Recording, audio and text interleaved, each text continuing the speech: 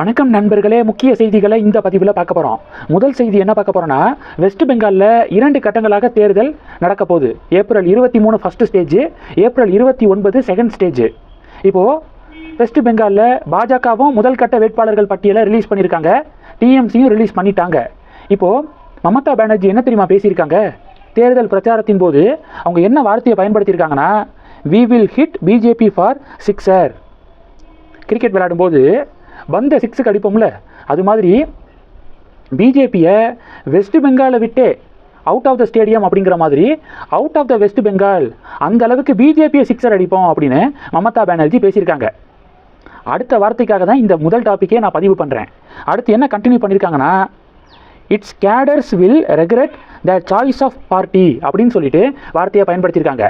ஏற்கனவே 2021 சட்டப்பேரவை தேர்தல் முடிவுக்கு பிறகு வெஸ்ட் பெங்காலில் மிக மோசமான ஒரு வயலன்ஸ் நடந்துச்சு. குறிப்பாக பாஜக தொண்டர்கள் குறிவைக்கப்பட்டாங்க. டிஎம்சி கேடர்ஸ் பார்த்தீங்கன்னா வெற்றி பெற்ற குஷியில் பாஜக தொண்டர்களை குறிவைத்து தாக்குதல் நடத்துறது, பாஜக தொண்டர்களுடைய வீடுகளை கொளுத்துறது, வீடுகளை சூறையாடுறது, இதெல்லாம் பண்ணானுங்க TMC cadres. 2021 West Bengal post election result violence அப்படின்னு கூகுளில் டைப் பண்ணி பார்த்தீங்கன்னா உங்களால் இந்த இன்ஃபர்மேஷன்லாம் உங்களுக்கு கிடைக்கும். இப்போ மமதா பானர்ஜி என்ன சொல்லியிருக்காங்க? Its cadres will regret the choice of party அப்படிங்கிற வார்த்தையை பயன்படுத்தியிருக்காங்க. ஏன் இந்த கட்சியில் இருந்தோம் அப்படின்னு டெஃபினட்டாக பாஜக தொண்டர்களே வருத்தப்படுவாங்க பாருங்க அப்படின்னு மறைமுகமாக மிரட்டும் துணியில் மாநிலத்துடைய முதல்வர் பேசியிருக்காங்க. சென்ட்ரல் கவர்மெண்ட்டு இதெல்லாம் பார்த்துட்டு சும்மா இருக்கக்கூடாது. குறிப்பாக மத்தியில் ஆளக்கூடியது பாஜக அந்த கட்சியுடைய கேடர்ஸை காப்பாற்ற வேண்டியது கட்சியுடைய கடமை. 2021 அந்த வயலன்ஸுக்கு பிறகு டிஎம்சி பார்ட்டி கவர்மெண்ட்டை கலைச்சிருக்கணும், ஆர்டிகிள் 356 பயன்படுத்தியிருக்கணும். சென்ட்ரல் கவர்மெண்ட்டு அதை பண்ணாமல் விட்டுட்டாங்க. மக்களால் தேர்ந்தெடுக்கப்பட்ட ஒரு கவர்மெண்ட்டை கலைக்க வேண்டாம், தேர்தல் மூலமாக டிஎம்சிக்கு பதிலடி கொடுக்கலாம் அப்படின்னு பிஜேபி ரொம்ப சாஃப்ட் கார்னராகவே அப்ரோச் பண்ணிக்கிருக்காங்க வெஸ்ட் பெங்காலை. ஒருவேளை இந்த 2026 சட்டப்பேரவை தேர்தல் முடிவு பாஜகவுக்கு சாதகமாக வந்துச்சுன்னா பிரச்சனை கிடையாது. மறுபடியும் டிஎம்சி பார்ட்டிக்கு சாதகமாக வந்துச்சுன்னா இன்னொரு வயலன்ஸு அங்கே நடக்கிறதுக்கு சாத்தியக்கூறுகள் இருக்குது. அதை சென்ட்ரல் கவர்மெண்ட் தடுத்து நிறுத்தணும். ஒருவேளை அப்படி நடக்கும் பட்சத்தில் டிஎம்சி பார்ட்டி அப்படிங்கிற அந்த கட்சியையே தடை செய்யணும். ஏன்னா மக்களுடைய சேஃப்டி தான் முக்கியம், மக்களுடைய சேஃப்டிக்கு தான் ப்ரியாரிட்டி, நம்பர் 1 ப்ரியாரிட்டி கொடுக்கணும். அப்போ மக்களுடைய சேஃப்டியே பாதிப்பில் இருக்கும்போது அந்த டிஎம்சியுடைய கேடர்ஸ்னால டிஎம்சி பார்ட்டியையே பேன் பண்ணணும் அப்படின்னு பாஜக தொண்டர்கள் பதிவுகள் போடுறாங்க. வெயிட் பண்ணி பார்க்கலாம். மே 4 வெஸ்ட் பெங்காலை யார் ஆள போகிறது அப்படிங்கிறது தெரியும் ரிசல்ட்டு. இப்போது 2021 சட்டப்பேரவை தேர்தலில் நந்திகிராம் தொகுதியில் மமதா பானர்ஜி போட்டிட்டாங்களா, அந்த தொகுதியில் மமதா பானர்ஜியை எதிர்த்து பாஜகவுடைய முக்கிய தலைவர் ஸ்வெந்து அதிகாரி போட்டியிட்டார். மமதா பானர்ஜியை தோற்கடித்தார் ஸ்வெந்து அதிகாரி. பிறகு மமதா பானர்ஜி பவானிப்பூர் தொகுதி இருக்குல்ல, அதில் போட்டியிட்டு ஜெயிச்சு சிஎம்மாக பதவியை தக்க வச்சுக்கிட்டாங்க. இந்த தேர்தலையும் பவானிப்பூர் தொகுதியில் தான் மமதா போட்டியிட போகிறாங்களாம். இந்த தேர்தலையும் மமதா பானர்ஜியை எதிர்த்து பவானிப்பூர் தொகுதியில் களம் இறங்குகிறார் ஸ்வெந்து அதிகாரி அப்படிங்கிற ஒரு ரிப்போர்ட்டு வெளிவந்திருக்கு. இதில் மமதா பானர்ஜி ஒரு கலக்கத்தில் இருப்பதாக முதல் கட்ட செய்திகள் வலம் வருது. சர்வே முடிவுகள்லாம் வந்துருக்கு, பொறுத்திருந்து பார்க்கலாம். ரெண்டாவது என்ன பார்க்க போகிறோன்னா, சி ஓட்டர்ஸுடைய சீஃப் இருக்காருல்ல, அவர் விஜயுடைய பொலிட்டிக்கல் என்ட்ரி பற்றி அவர் சில புள்ளி விவரங்களை ஷேர் பண்ணியிருக்காரு. ரஜினிகாந்த் அவர்கள் அரசியலுக்கு வரேன் அப்படின்னு சொன்ன காலகட்டத்தில் ரஜினிகாந்த் அவர்களுக்கு 16லேருந்து 17% ஓட் ஷேர் இருந்துச்சு. விஜய் அரசியலுக்கு வரேன் அப்படின்னு சொன்ன இந்த காலகட்டத்தில் டிவிகேவுக்கு 15லேருந்து 16% ஓட் ஷேர் இருக்குது. ரஜினிக்கு 16லேருந்து 17%, விஜய்க்கு 15லேருந்து 16% ஓட் ஷேர் இருக்குது.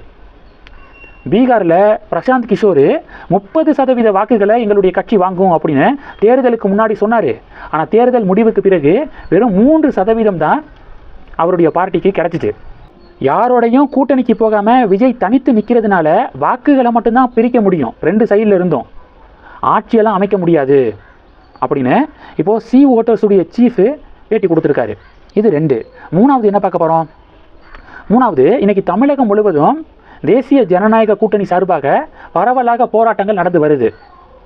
திமுக ஆட்சியில் பெண்களுக்கு எதிராக தொடர்ந்து குற்றங்கள் நடந்துக்கிருக்கு, குற்ற சம்பவங்கள் அதிகரிச்சுக்கிருக்கு, குற்றவாளிகளும் கண்டுபிடிக்கப்படுறது கிடையாது, போதைப்பொருள் நடமாட்டம் உச்சத்தை தொற்றுருக்கு, போதைப்பொருள் நடமாட்டம் அதிகரித்ததன் விளைவாக பெண்களுக்கு எதிரான குற்றங்களும் அதிகரிச்சிருக்கு அப்படின்னு இதனை கண்டித்து என்டிஏ தமிழகம் முழுவதும் பரவலாக போராட்டத்தை நடத்தி வராங்க.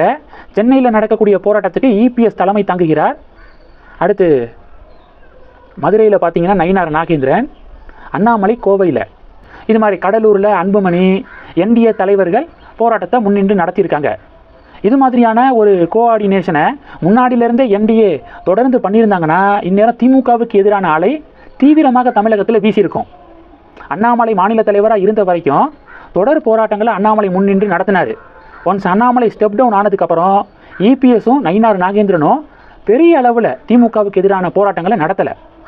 திமுகவுக்கு எதிரான ஒரு பெரிய ஸ்ட்ராங்கான நரேட்டிவை செட் பண்ணலை. இன்னைக்கு என்டிஏ சார்பாக தமிழகம் முழுவதும் நடக்கக்கூடிய போராட்டங்கள் சற்று தாமதமான முடிவாக இருந்தாலும் முன்னாடியிலிருந்தே இது மாதிரி பண்ணியிருக்கணும். முக்கியமான இஷ்யூஸுக்கு என்டிஏ தலைவர்கள் இது மாதிரி முக்கிய நகரங்களில் ஒவ்வொரு நகரங்களில் போராட்டத்தை நடத்தியிருக்கணும்.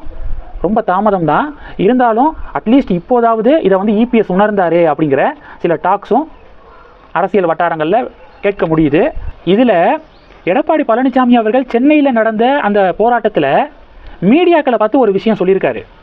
தேர்தல் நடத்தை விதிகள் அமலுக்கு வந்துருச்சு, திமுகவுடைய கண்ட்ரோலில் இருந்து பவர் போயிருச்சு, இப்போ எலெக்ஷன் கமிஷன்ட்ட தான் பவர், இனிமேலாவது திமுக கவர்மெண்ட்டுக்கு எதிரான செய்திகளை தைரியமாக போடுங்க. லாஸ்ட்டு 5 இயர்ஸு திமுகவுக்கு எதிரான செய்திகள் எதையுமே தமிழக மீடியாக்கள் டெலிகாஸ்டே பண்ணலை, அவ்வளவா, இனியாவது போடுங்க அப்படின்னு இபிஎஸ் நக்கல் பண்ணியிருக்காரு. அடுத்தது விழுப்புரத்தில் நடந்த போராட்டத்தில் சிவி சண்முகம் பேசின ஒரு விஷயம் மக்கள் மத்தியில் முகசுளிப்பை ஏற்படுத்துனுச்சு. கடுமையான எதிர்ப்பு சோசியல் மீடியாவில் வந்துச்சு. இப்போது சிவி சண்முகம் நான் பேசினதுக்கு வருத்தத்தை தெரிவிச்சுக்கிறேன் அப்படின்னு சொல்லிட்டு இப்போ கொஞ்சம் நேரத்துக்கு முன்னாடி சொல்லியிருக்காரு. அப்படி சிவி சண்முகம் என்ன சொன்னார் தெரியுமா? உங்கள் கனவை சொல்லுங்க அப்படின்னு முதல்வர் சொல்கிறாரு. நயன்தாரா வேணும், எனக்கு நயன்தாரா வேணும், கனவை நிறைவேற்ற முடியுமா அப்படின்னு காமெடியாக பேசுகிறேன் அப்படிங்கிற பேரில் தவறாக பேசியிருக்காரு சிவி சண்முகம். போராட்டமே தமிழகத்தில் பெண்களுக்கு எதிரான குற்றங்கள் அதிகரிச்சிருச்சு அப்படின்னு சொல்லி தான் போராட்டம் நடந்து வருது என்டிஏ சார்பாக. பெண்களுக்கு எதிரான குற்றங்கள் நடப்பதை கண்டித்து நடக்கக்கூடிய போராட்டத்தில் சிவி சண்முகம் பேசுகிற முறையா இது அப்படின்னு சொல்லிட்டு பொதுமக்களும் முகசுளிப்பை ஏற்படுத்தினாங்க. ஸோ இதன் காரணமாக இப்போ சிவி சண்முகம் நான் பேசினதுக்கு வருத்தத்தை தெரிவிச்சுக்கிறேன் அப்படின்னு சொல்லிட்டு அறிவிச்சிருக்காரு. இந்த செய்திகளை பற்றி உங்களுடைய பார்வைகளை மறக்காமல் கமெண்ட் பண்ணுங்கள். தொடர்ந்து கணக்கில் இருங்க. அடுத்தடுத்து நிறையா பதிவுகளை பார்க்க போகிறோம். நன்றி.